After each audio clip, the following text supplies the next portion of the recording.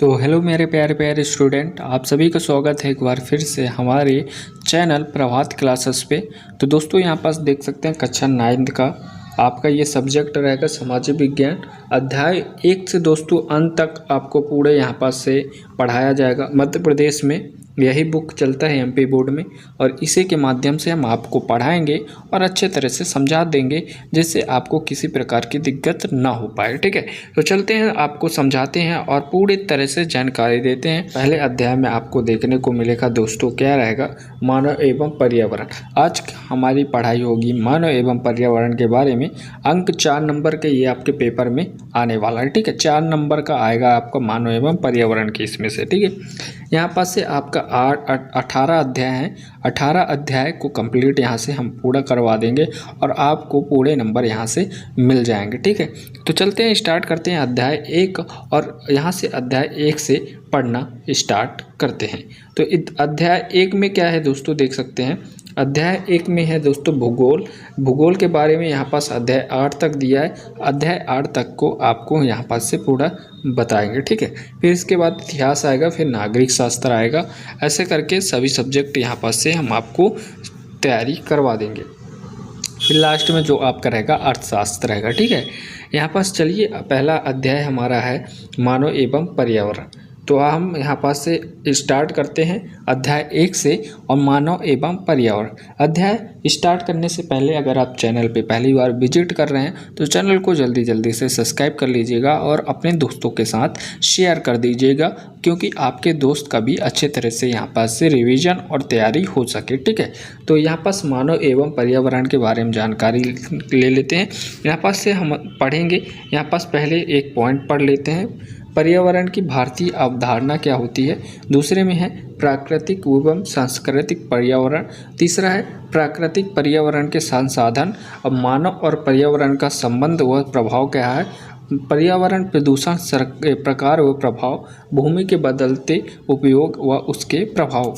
ठीक है, तो इसकी जानकारी आपको इसी अध्याय 1 से हमें पूरे मिलने वाले हैं। ठीक है, तो पहला आपको देखने को मिलेगा दोस्तों यहाँ पास पर्यावरण की भारतीय अवधारणाएं।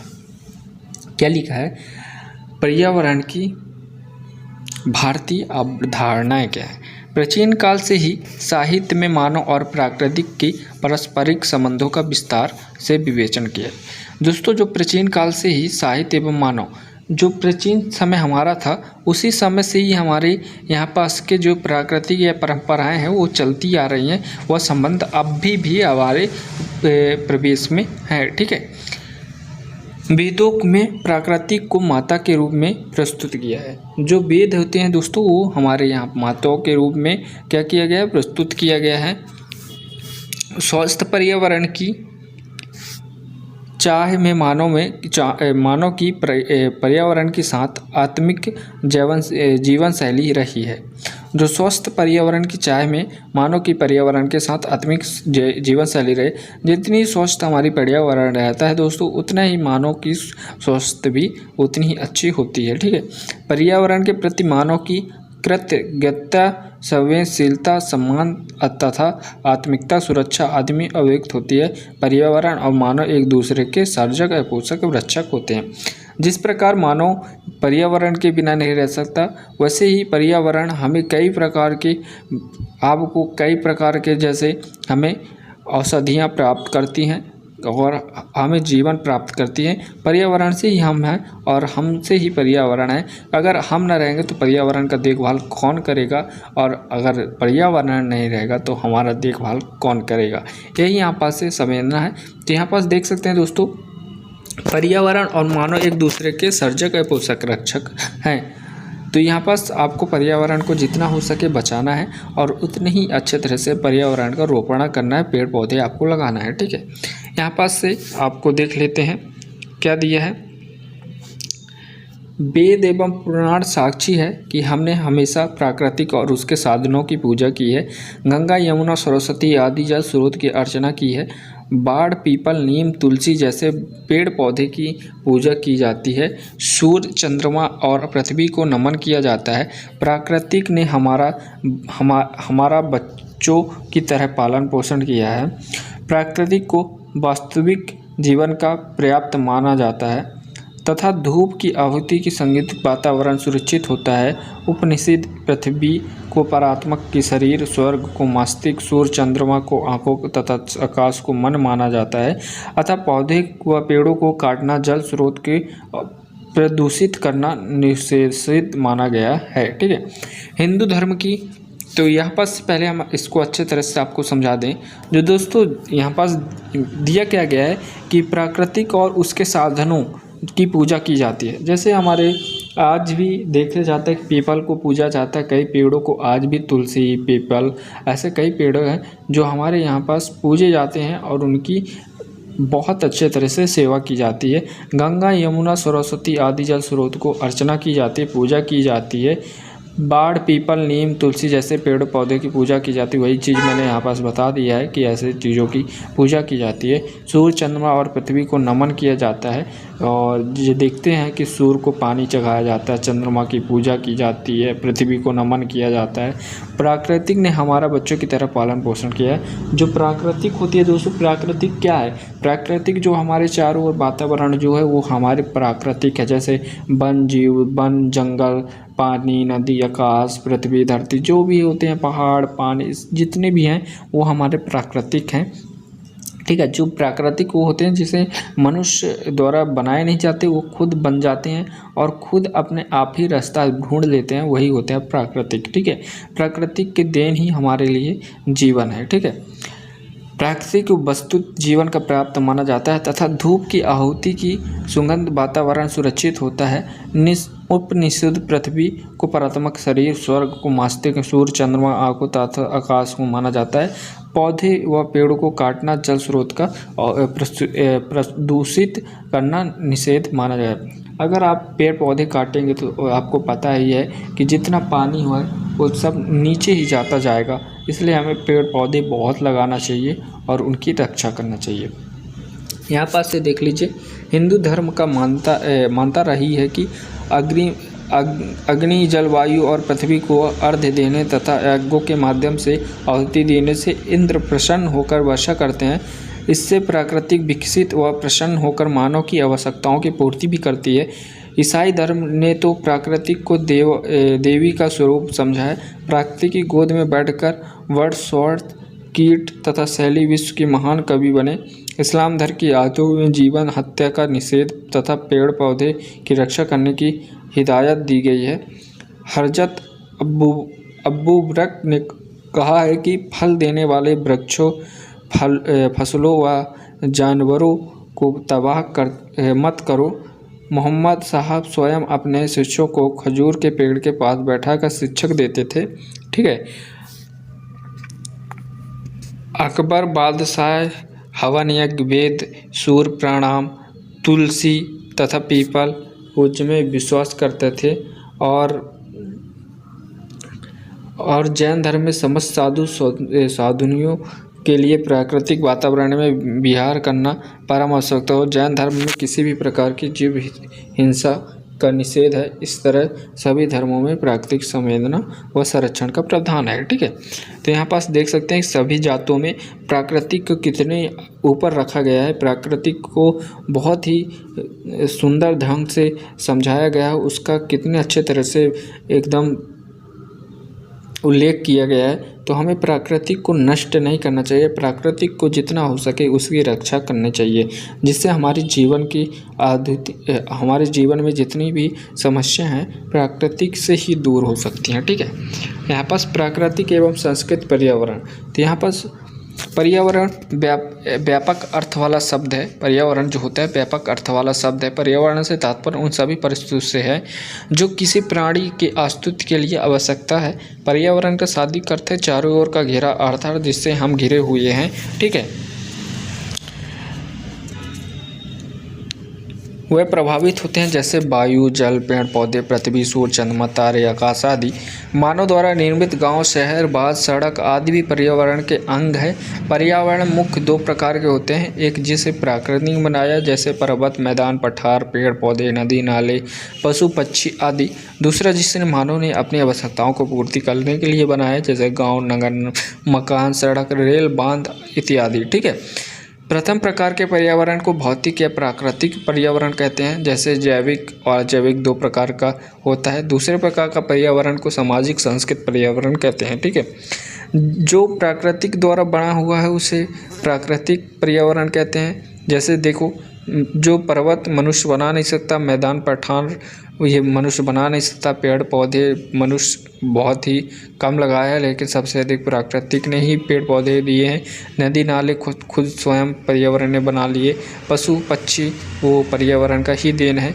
और दूसरा जिसे मानव ने बनाया है तो वो होता है गांव, शहर, नगर, मकान, सड़क, रेल, बांध इत्यादि जो मनुष्य द्वारा बनाए गए हैं, ये होते हैं सामाजिक सांस्कृतिक पर्यावरण कहते हैं। ठीक है, यह भी दो प्रकार के होते हैं। एक जो भौतिक रूप से दिखाई देता है, जैसे मकान, सड़क, बांध, खेत खलिहान आदि। दूसरे जो व्यवहार में दिखाई देते हैं, जैसे धार्मिक रीति रिवाज, खान पान, त्यौहार इत्यादि। ठीक है,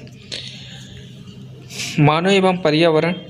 तो प्राकृतिक पर्यावरण के तत्व और सांस्कृतिक पर्यावरण के तत्व में कौन कौन से आते हैं? तो प्राकृतिक पर्यावरण के तत्व होते हैं स्थिति, संरचना, धरातल, जलवायु, उपवहन तंत्र, वनस्पति, मिट्टियाँ, जल, जीव जंतु, खनिज और संपदा। और सांस्कृतिक पर्यावरण के तत्व में आते हैं भोजन, वस्त्र, आवास, व्यवसाय, धार्मिक रिवाज, सामाजिक रीति रिवाज, परिवहन, राजनीतिक, तकनीकी ज्ञान, कला, कौशल। ठीक है, प्राकृतिक या भौतिक पर्यावरण, इसमें प्रकृति द्वारा प्रदत्ता सभी प्राकृतिक तत्वों को शामिल किया गया है। यथा स्थित भूचरना, चट्टान, जलवायु, वनस्थायी, वन, जीव जंतु, खनिज, जलाश, महासागर आदि मानव का अस्तित्व इन्हें त्वरित पर निर्भर करता है। ठीक है, यहाँ पास और देख लेते हैं। पर्यावरण भौतिक एवं सांस्कृतिक तत्वों का समूह है, ये याद कर लेना। पर्यावरण के तत्व अपार शक्ति के भंडार होते हैं। पर्यावरण जो होते तत्व उसके अपार शक्ति भंडार होते हैं। पर्यावरण का प्रभाव दृश्य एवं अदृश्य दोनों प्रकार के होते हैं। पर्यावरण परिवर्तनशील होता है। पर्यावरण में क्षेत्रीय विविधता पाई जाती है। पर्यावरण में पार्थिव एकता होती है। पर्यावरण की कार्य प्रणाली का भी नियमन होता है। भौतिक पर्यावरण प्राकृतिक आवास होती है। यहाँ पर से सांस्कृतिक व सामाजिक पर्यावरण। सांस्कृतिक और सामाजिक पर्यावरण क्या है? मानव तथा प्राकृतिक पर्यावरण के आपसी संबंधों के द्वारा सांस्कृतिक सामाजिक पर्यावरण विकसित होता है।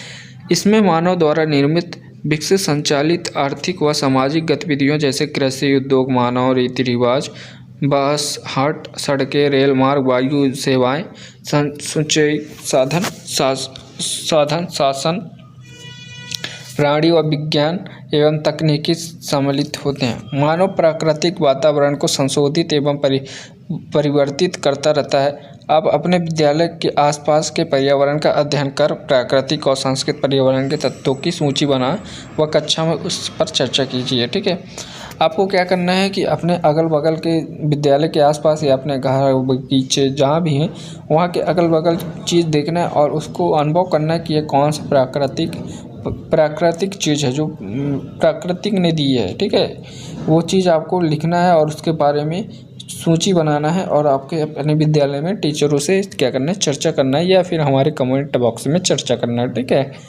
यहाँ पर से आप देख सकते हैं प्राकृतिक पर्यावरण के संसाधन। प्राकृतिक ने मानव को अनेक उपहार जैसे चट्टानों, खनिज, मिट्टी, नदियाँ, पौधे, जीव जंतु उसकी आवश्यकताओं की पूर्ति के लिए प्रदान किए हैं। मूल की अभिव्यक्ति आर्थिक, कानूनी, नैतिक एवं सौंदर्य शास्त्र के संबंध में की जाती है।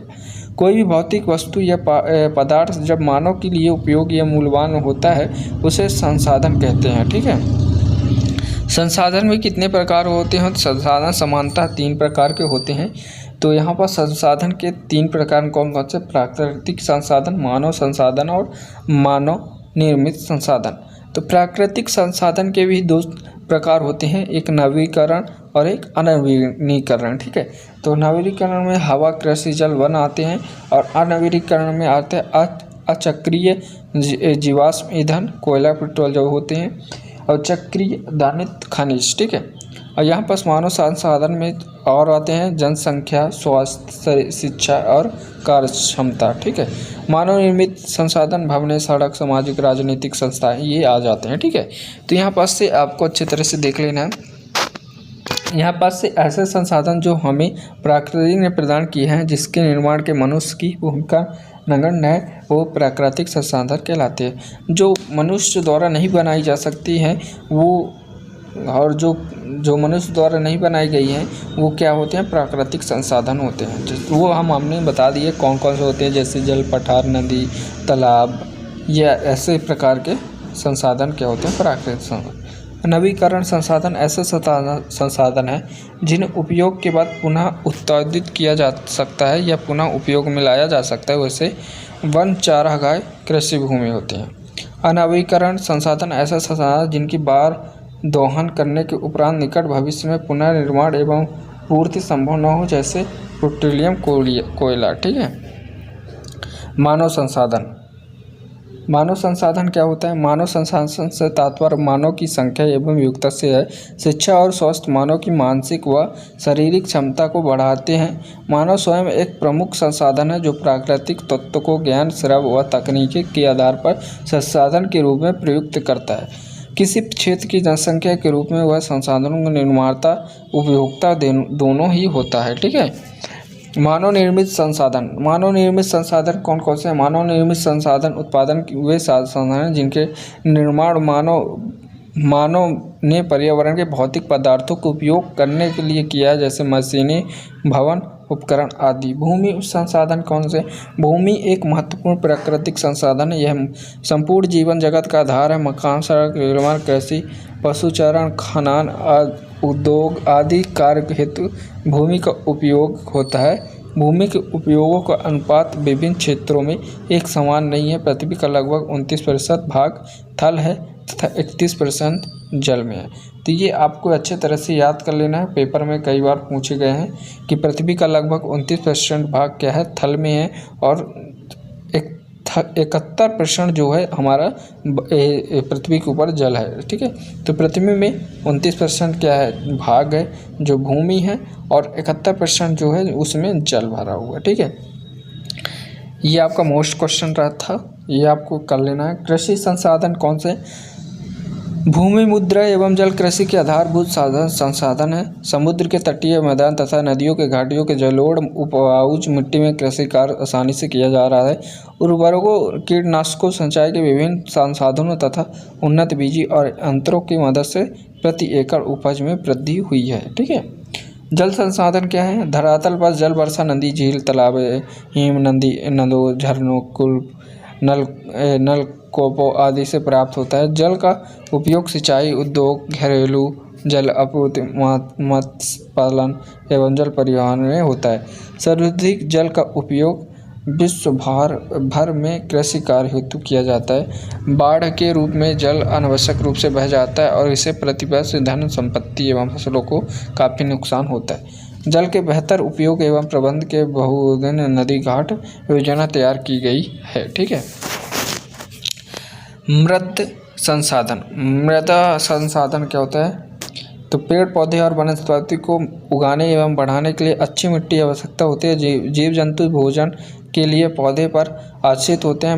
मृदा का निर्माण एवं धीमी प्रक्रिया के होते हैं। मुद्रा निर्माण में शैलियों के प्रकार, जलवायु, भूमि का ढाल, वनस्पति प्रकार आदि का महत्वपूर्ण योगदान होता है। मृदा का उर्वरता इन्हीं पर निर्भर करता भी है। ठीक है, वन संसाधन क्या होता है? विश्व के कुल भूमि क्षेत्र का लगभग 30% भाग वनों से ढका हुआ है। वन उन्हीं क्षेत्रों में पाए जाते हैं जहां वर्षा पर्याप्त मात्रा में होती है। सूखे एवं ठंडे प्रदेशों में वन विकसित नहीं होता। हमारे लिए वन विशेष महत्वपूर्ण है। वृक्ष वायुमंडल कार्बन डाइऑक्साइड से लेता है तथा ऑक्सीजन छोड़ते हैं, अतः मानव समस्त जीवों के लिए प्राण वायु ऑक्सीजन से संचालित कोष माने जाते हैं। वन जल और मिट्टी को संरक्षण देते हैं। वनों से भूमि जल स्तर की वृद्धि होती है। इनसे भूरक्षण एवं बाढ़ों के भविष्य के रुकाती है। वन पक्षियों, वन जीवों एवं अन्य प्राणियों के सुरक्षित आवास है। वनों से प्राप्त लकड़ियाँ लकड़ियाँ और जूट बूटी पर अनेक उद्योग आधारित हैं। ठीक है।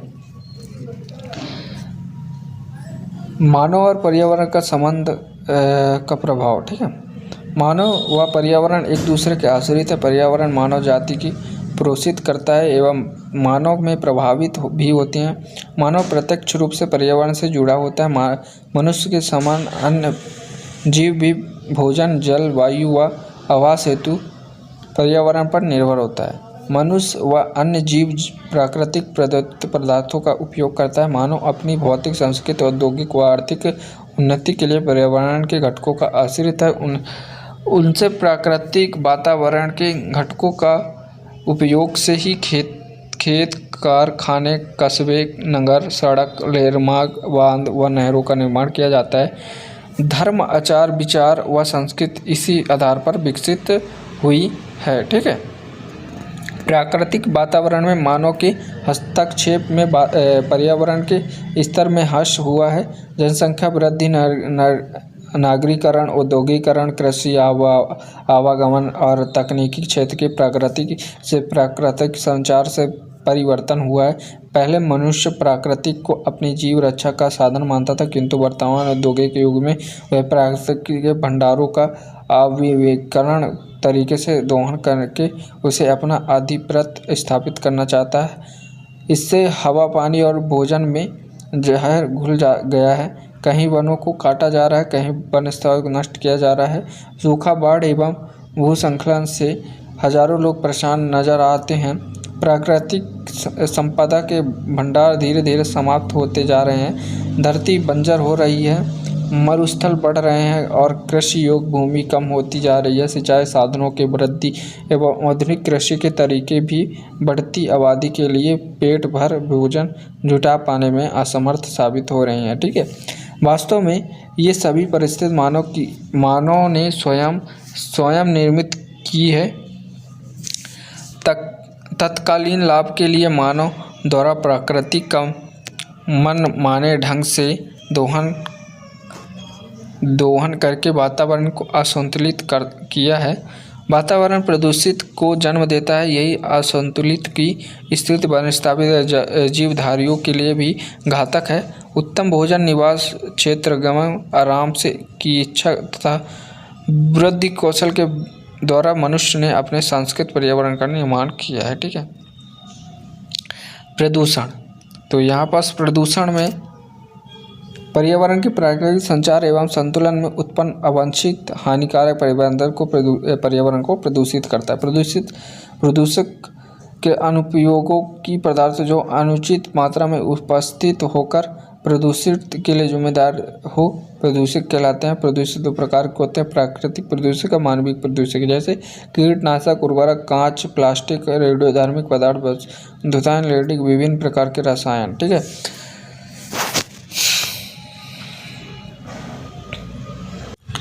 पर्यावरण प्रदूषण के प्रभाव। तो यहाँ पास से पर्यावरण प्रदूषण के प्रभाव से हम अब पढ़ेंगे। यहाँ पास से तो वायु प्रदूषण, वायु में विभिन्न गैसों के आपसी अनुपात बिगड़ने अथवा अवांछित गैसों की उपस्थिति वायु प्रदूषण कहलाती है। वायु प्रदूषण कारखानों से निकलने धुआं, कीटनाशकों के प्रयोगों, रासायनिक परीक्षणों का तथा कूड़ा कचरा व जीव जंतुओं के मृत शरीरों से सड़ने वाले उत्पन्न होते हैं, जिसमें से कार्बन डाइऑक्साइड की मात्रा वायुमंडल में बढ़ने से इसका तापमान बढ़ गया है। इससे ध्रुव पर जमीन बर्फ पिघलने लगी है। समुद्र जल के 1 मीटर तक बढ़ जाने का खतरा उपस्थित हो सकता है। इससे तटीय प्रदेशों में डूबने की आशंका भी हो सकती है। कोयला तथा खनिज तेल के जलने से उत्पन्न सल्फर डाइऑक्साइड के वायुमंडल में बढ़ने से आँखों में जलन, गले में खराश, श्वास रोग और फेफड़े को नुकसान होता है। वायु प्रदूषण अम्लीय वर्षा को भी बढ़ावा देता है। वायु प्रदूषण को ओजोन परत में छिद्र बढ़ने का खतरा भी उत्पन्न हो गया है। तो यहाँ पास दिया है दोस्तों, वायु प्रदूषण को कैसे हमारे प्रदूषण हो रहा है उसके बारे में जानकारी दिया है और इससे कैसे रोकना है ये आपको भी समझना पड़ेगा। ठीक है। वायु में विभिन्न गैस आपसी अनुपात में बिगड़ने अथवा अवांछित गैसों में उपस्थित वायु प्रदूषण कहलाती है। वायु में विभिन्न गैस जैसे कार्बन डाइऑक्साइड, मोनोऑक्साइड के कई ऐसे कई सारे ऑक्साइड है जो हमारे वायु प्रदूषण को क्या कर रहे हैं, बिगाड़ रहे हैं। ठीक है। वायु प्रदूषण कारखानों से निकलने वाले धुआं, कीटनाशक प्रयोग, रासायनिक परीक्षण तथा कूड़ा कचरा, जंतु, मृतक शरीर से सड़ने वाले उत्पन्न होते हैं। कार्बन डाइऑक्साइड की मात्रा वायुमंडल में बढ़ने से इसका तापमान भी बढ़ गया है और इससे ध्रुव पर जमीन पिघलने लगा है। ध्रुवों में पर जो बर्फ़ है दोस्तों वो पिघलने लगे हैं। समुद्र जल 1 मीटर तक बढ़ जाने का खतरा भी उपस्थित हो सकता है। इससे तटीय प्रदेशों में डूबने का आशंका भी हो सकता है। कोयले तथा खनिज तेलों के जलने से उत्पन्न सल्फर डाइऑक्साइड वायुमंडल में बढ़ने के आँखों में जलन, गले में खराश, श्वास रोग, फेफड़ा नुकसान होता है।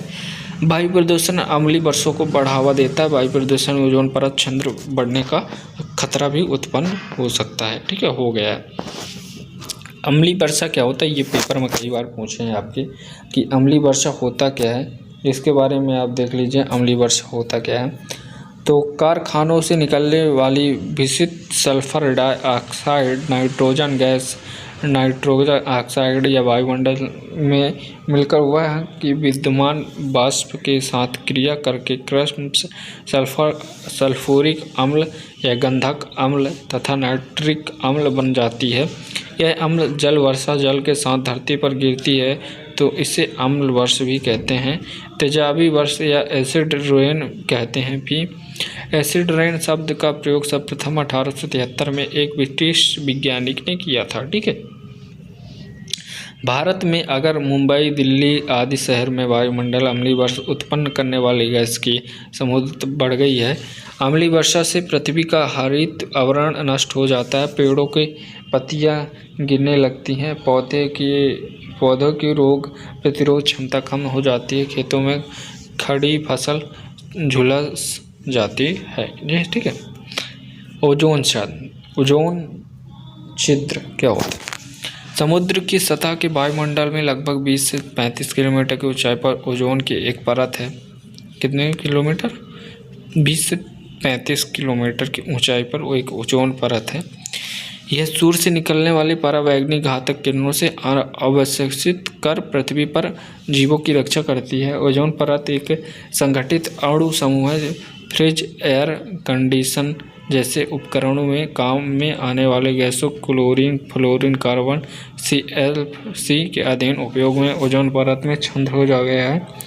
यह छिद्र सर्वप्रथम अंटार्कटिका के ऊपर 1985 में देखा गया था। अब यह छिद्र दक्षिण ऑस्ट्रेलिया, उत्तर अमेरिका तथा यूरोप के ऊपर भी फैल गया है। ठीक। ओजोन परत छिद्र होने से पृथ्वी पर परावैंगनी किरण का कहर फैल रहा है। इससे त्वचा के कैंसर होने की संभावना बढ़ जाती है। इसमें शरीर की रोग प्रतिरोधक क्षमता घट जाती है। प्रकाश शोषण की दर में कमी होने से पेड़ पौधे की वृद्धि रुक जाती है एवं जंगल सूखने लगते हैं।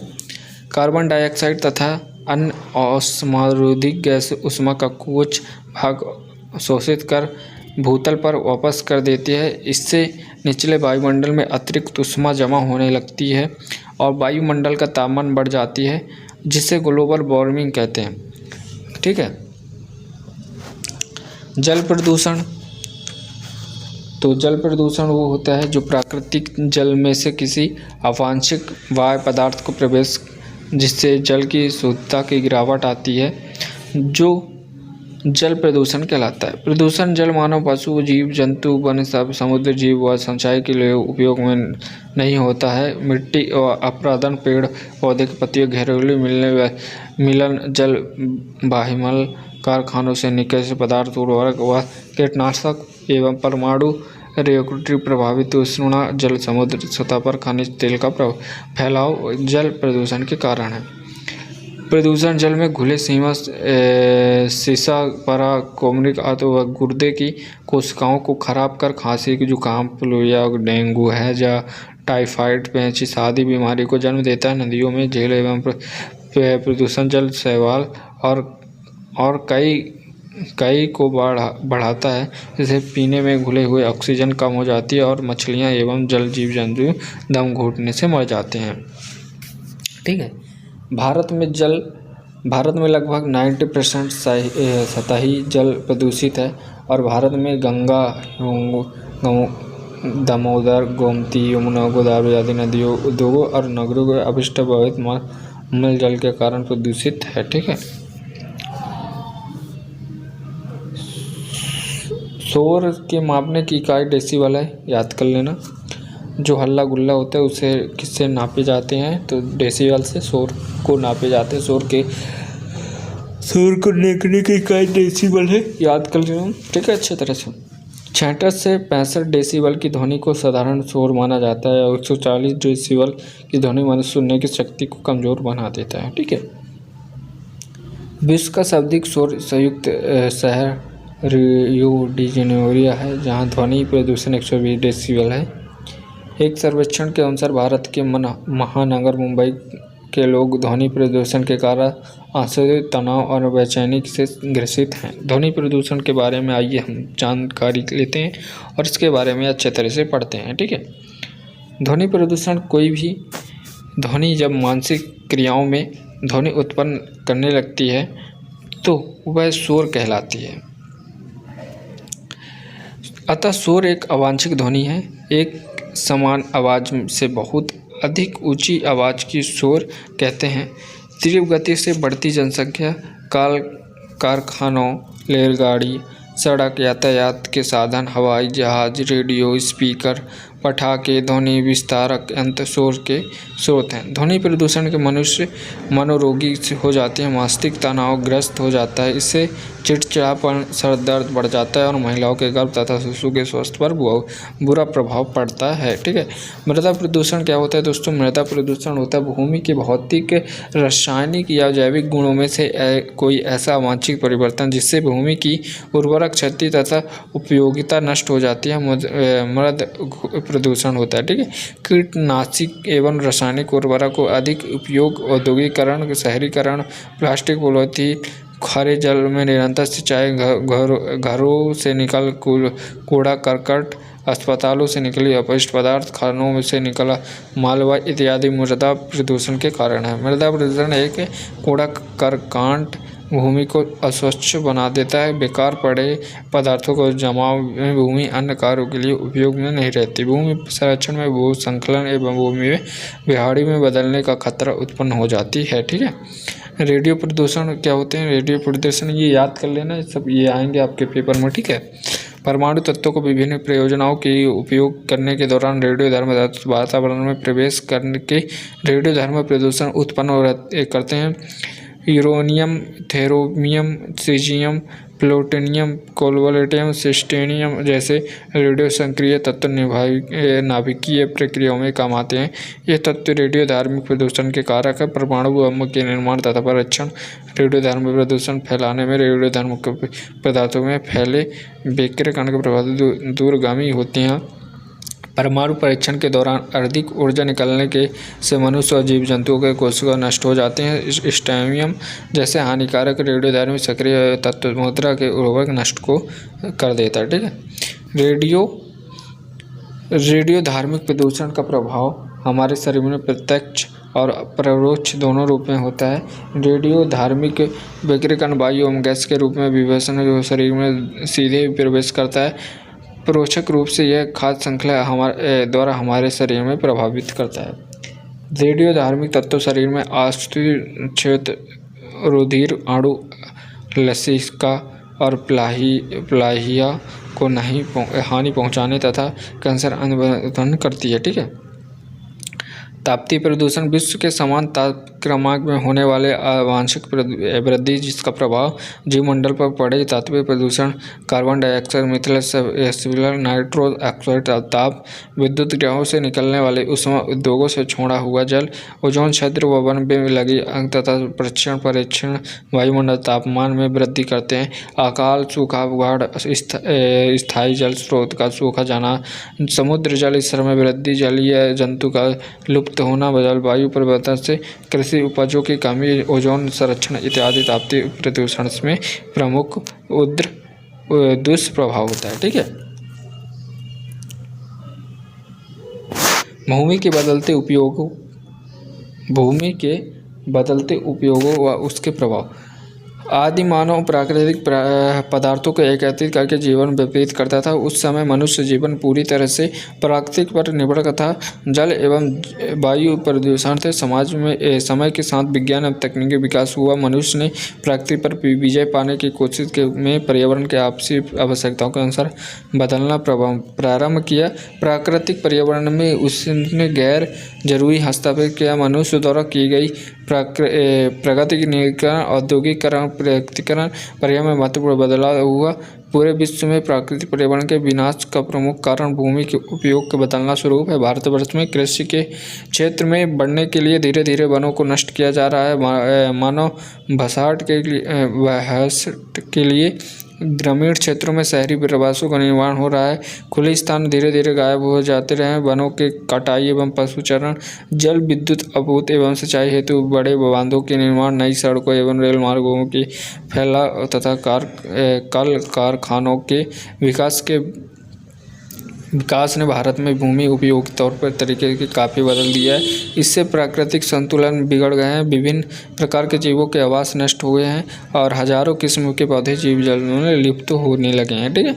मानव बसाहट और औद्योगिक तथा आर्थिक विकास के लिए पर्यावरण के साथ निरंतर छेड़छाड़ ही पर्यावरण संरक्षण है।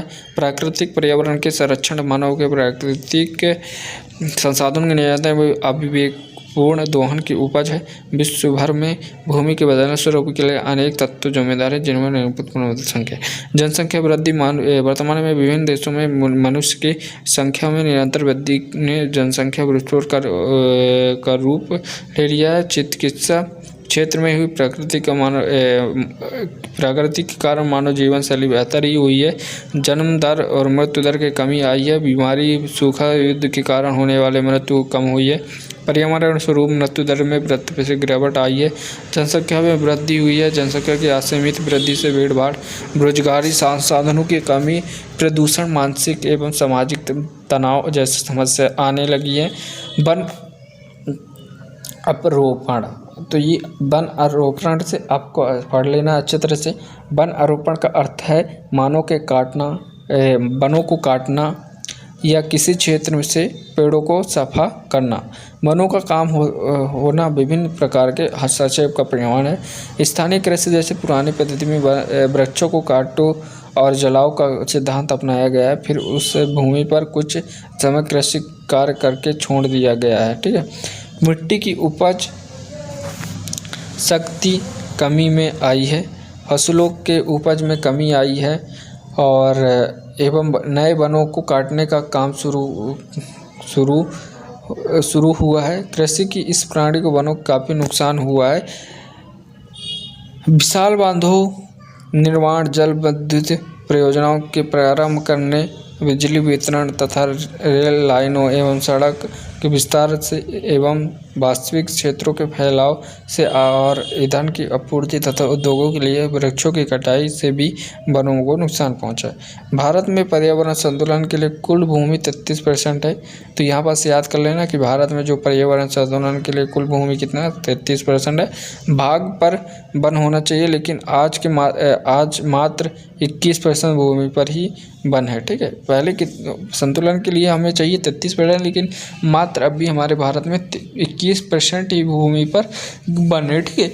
हिमालय सर्वोच्च सीमा क्षेत्र में वनों की अनुधंध कटाई से भूमि अपवाद के बढ़ाव दिया है। वहाँ भी श्रृंखला एक समान बात है। राजस्थान, गुजरात, हरियाणा भूमिगत जल का स्तर बहुत नीचे चला गया है। यहाँ मरुस्थलीय क्षेत्र का विस्तार भी हुआ है। ठीक है। अतिचरण, पालतू पशुओं द्वारा वन स्थापित के अधिक चरणों को अतिचरण कहते हैं। अतिचरण से हुआ है दोबारा वन स्थापित शीघ्र नहीं पनप पाती। इसका दुष्प्रभाव यह होता है कि भूमि पर से वन सतह समाप्त हो जाती है। भू अपरदन के कारण भूमि के मरुस्थल बदलने के खतरा उत्पन्न हो जाता है। ऐसे क्षेत्रों में मिट्टी पानी कम सोख पाती है और पौधे को पर्याप्त पानी प्राप्त नहीं हो पाती। राजस्थान, गुजरात एवं पश्चिम मध्य प्रदेश के उच्चतम पठारी क्षेत्रों में ऐसी स्थिति उत्पन्न हो गई है। ठीक है, तो यहाँ पास दिया है पहला सही विकल्प चुनकर लिखने के लिए शोर नापने की इकाई क्या है, तो यहाँ पास बोला था डेसिबल ही है। डेसिबल ही आपको याद कर लेना। विश्व का सर्वाधिक शोर युक्त शहर कौन सा है, तो रेडियो जेनेरी, तो ये आपको याद कर लेना है। अब भारत में कौन सा है, तो मुंबई है। ठीक है, ठीक है। सर्वप्रथम ओजोन छंद 1885 में किस क्षेत्र में देखा गया था, तो अंटार्कटिका में देखा गया था। ठीक है, ये आपको लगा लेना है। यहाँ पास है पृथ्वी के ऊपर ओजोन परत की स्थिति कितनी है, तो यहाँ पास से आपको याद कर लेना, धरातल से 20 से 35 किलोमीटर ऊंचाई पर है। ठीक है, पर्यावरण संरक्षण का मुख्य कारण क्या है, तो पर्यावरण संरक्षण का मुख्य कारण है दोस्तों इसमें भूमि के उपयोग को बदलता स्वरूप। तो ये तीसरे वाला आपका राइट आंसर हो जाएगा। चौथा, जनसंख्या विस्फोट से आशय है, तो जनसंख्या भीड़ होना या जनसंख्या की वृद्धि होना ही होता है। तो भीड़ का बढ़ जाना ही जनसंख्या विस्फोट का आशय है। ठीक है, काटो और जलाओ का संबंध है स्थानीय कृषि से। ठीक है, तो यहाँ पास रिक्त स्थान, दूसरा क्वेश्चन है रिक्त स्थान की पूर्ति करना है। तो पहला दिया है, क्या दिया है कि वो भौतिक पदार्थ या वस्तु जो मानव के लिए उपयोगी है, तो क्या है, दैट कहलाती है, तो वो कहलाती है पर्यावरण कहलाती है। ठीक है, पृथ्वी के 10% भाग पर स्थल एवं 10% भाग, तो 29% भाग पर क्या है, स्थल है और 71% में क्या है, जल है। ठीक है, विश्व के कुल भूमि क्षेत्र का 10% भाग वनों से ढका होता है। इसमें होना चाहिए 33%, लेकिन अभी के वर्तमान में 21% भूमि है। ठीक है, 21। एसिड रेन शब्द का प्रयोग सर्वप्रथम सन कब किया गया है, तो ये ब्रिटिश वैज्ञानिक द्वारा किया गया था। तो ये याद कर लीजिएगा। पर्यावरण से क्या तात्पर्य है, ये क्वेश्चन है। सांस्कृतिक पर्यावरण से क्या आशय है, भारत की 5 प्रमुख प्रदूषित नदियों कौन कौन से, तो ये आपको बताना, गंगा, यमुना, हेम नदी और जितने भी हैं, तो आप बता सकते हैं। ग्लोबल वार्मिंग क्या होता है, ये आपको याद कर लेंगे पूरे क्वेश्चन। ठीक है, तो इन क्वेश्चनों को तैयार करने के बाद दोस्तों आपको अगले यूनिट में बताया जाएगा और आपको अगले अध्याय में पढ़ाया जाएगा। ठीक है, तो अभी के लिए जय हिंद। हम मिलते हैं आपसे अगले वीडियो में।